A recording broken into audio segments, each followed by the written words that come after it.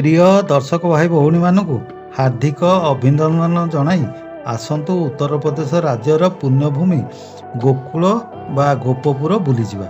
एठाकू ओडिशारू किपरि जिबे, कौन कौन देखिबे, एथिपई केते पैसा खर्च लागिवो आसतु जानिनबा। आपण ओडिशारू गले पुरी ठारू प्रत्येक दिन कलिंग उत्कल एक्सप्रेस ट्रेन जाउछि। सेथिरे बालेश्वर राउरकेला झारसुगुड़ा बाट देई सीधा मथुरा जंक्शन रे ओह्लाई सेठारू सर्विस बस जोगे 16 किलोमीटर गोकुल जिबाकू हेबो। जदि टूरिस्ट बस पाइबे सेथिरे मथुरा वृंदावन गिरी गोवर्धन सहित गोकुलर पैकेज रही। मात्र सेमाने समय अभावर आड़ देखाई गोपपुर को देखाई न पारती, सेथिप्रति दृष्टि देवाकू पड़िवो। सबुठारु भल आपण ऑटो 500 टंका 600 टंका भड़ारे नहीं गोपपुरर सबु दर्शनीय स्थान बुलाई पुणी मथुरारू नैथिबा स्थान रे छाड़ीदेवे। कारण गोकुलर समस्त देखिबा स्थान गुड़िक मात्र 15 ରୁ 20 किलोमीटर भितर। एथिपाई मात्र 5 घंटारू 6 घंटा समय लागिवो। तेणु रात्र रहिबा दरकार हेबो नाही। जदि आपण मथुरा वृंदावन इत्यादि बुलियाकू चाहुचंदी से क्षेत्र में रात्र रहिबा आवश्यक। यह पूर्वरु आंभ चैनल रे मथुरा और वृंदावन विषय वीडियो छाड़ीछु, दयाकरी देखिनेबे। जदि आपण एरोप्लेन रे जीवाकू चाहुचंदी तेबे भुवनेश्वर ठारू आग्रा पर्यंत जाई सेठारू 65 किलोमीटर गोकुल आसियाकू हेबो। आपण दिल्लीरू जदि आसियाकू चाहुचंदी तेबे 160 किलोमीटर ट्रेन किंबा बस रे आसी पारिबे।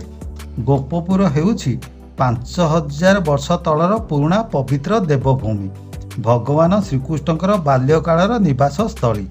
पिला बेले एठारे 11 वर्ष 1 मास 22 दिन अर्थात 11 वर्ष 52 दिन सखमानक सहित श्रीकृष्ण बिताई थिले।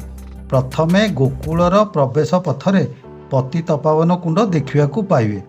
प्रबात रही बालकृष्ण को 6 दिन होइथिया बेले माता यशोदा एई कुंडरे तांकू स्नान कराइथिले। तेणु एई कुंडर जल पवित्र अटे। तापर आपण रमन रेती जहाँकि राधाकृष्ण कुंज नाम परिचित सेठारे माटीरे गड़ी पापताप हरण करा जायथाय बोली विश्वास रही। तेणु समस्त भक्त एई माटीरे गड़ुथिबार देखिबाकू पाइबे। उक्त स्थान रे बिना मूल्य स्वादिष्ट प्रसाद खाइबाकू पाइबे।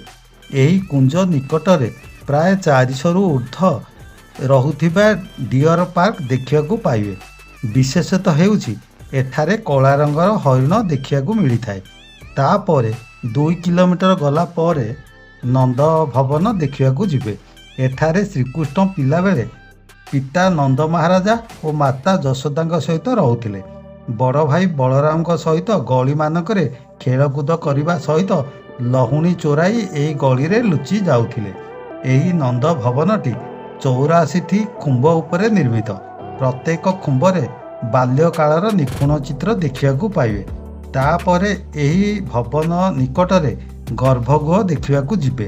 प्रबाद रही जे पिता वासुदेव मथुरारू जमुना नदी पार होई एक झुड़ी रे बालकृष्ण को मुंडरे धरी जोग माया सहित एही गर्भगृह बाट देई नंद भवन रे प्रवेश करथिले।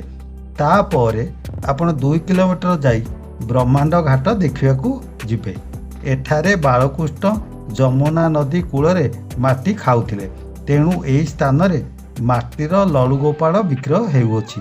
एही स्थान रे कदम्ब गछ रहिथिबारु रासलीला मध्य करुथिले।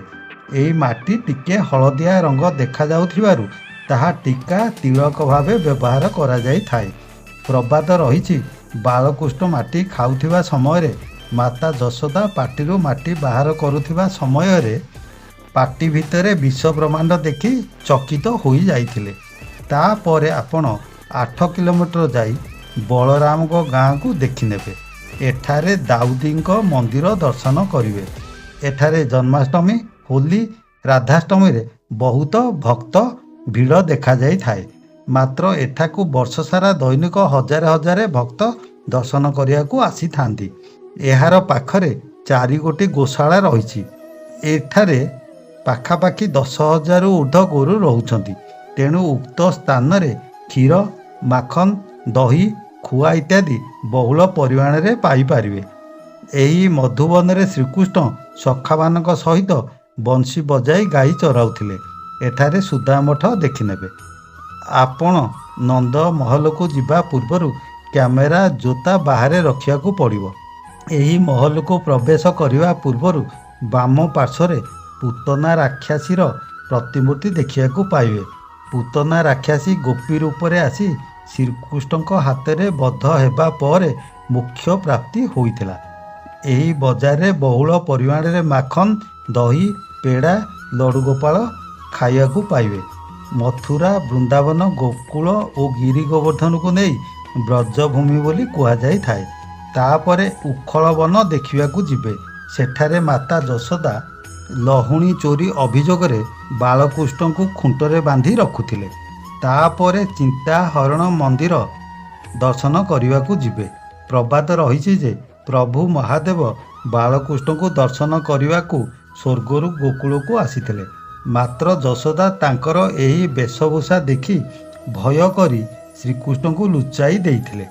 ତେଣୁ ଶିବ ନିରାଶ ହୋଇ ଏହି ଯମୁନା ନଦୀ କୂଳରେ ତପସ୍ୟା କରିଥିଲେ। ଲୋକକଥା ଅନୁସାରେ ମାତା ଯଶୋଦା ବାଳକୃଷ୍ଣଙ୍କ ପାଟି ଭିତରେ ବିଷ ବ୍ରହ୍ମାଣ୍ଡ ଦେଖି ଚିନ୍ତିତ ହୋଇଯାଇଥିବାରୁ ମାତା ଯଶୋଦାଙ୍କ ଚିନ୍ତାକୁ ହରଣ କରିବାକୁ ମହାଦେବ ତପସ୍ୟା କରିଥିବାରୁ ଏହି ମନ୍ଦିରର ଏପରି ନାମକରଣ କରାଯାଇଛି। ନନ୍ଦଭବନ ଭିତରେ ବାଳକୃଷ୍ଣ ଏକ ଝୁଲା ଦୋଳିରେ ବିରାଜମାନ କରିଥାନ୍ତି। ଭକ୍ତ ଉକ୍ତ ସ୍ଥାନକୁ ଯିବା ପାଇଁ ଆଣ୍ଠୁରେ ଗୁରୁଣ୍ଡି କିମ୍ବା ବସି ବସି ଯିବାକୁ ହୋଇଥାଏ। କାରଣ ବାଳକୃଷ୍ଣଙ୍କୁ ଗୁରୁଣ୍ଡି ଗୋପାଳ ବା ଆଣ୍ଠୁଆ ଗୋପାଳ ବୋଲି କୁହାଯାଇଥାଏ। ଏହି ସ୍ଥାନରେ ସାଧୁ ସନ୍ଥମାନେ କୁଟୀର ନିର୍ମାଣ କରି ତପସ୍ୟା କରୁଥିବାର ଦେଖିବାକୁ ପାଇବେ। ଏହା ବାଦ ଆପଣ ମଥୁରା, ବୃନ୍ଦାବନ, ଗିରି ଗୋବର୍ଦ୍ଧନ ଓ ଗୋକୁଳ ପ୍ୟାକେଜ ଟୁର୍ ଦର୍ଶନ କରିବାକୁ ଓଡ଼ିଶାରୁ ଯିବା ଆସିବା, ରହିବା, ଖାଇବା, ବୁଲିବା ବାବଦକୁ ଜଣ ପିଛା 4,500 ଟଙ୍କାରୁ 5,000 ଟଙ୍କା ମଧ୍ୟରେ ଲାଗିଯିବ।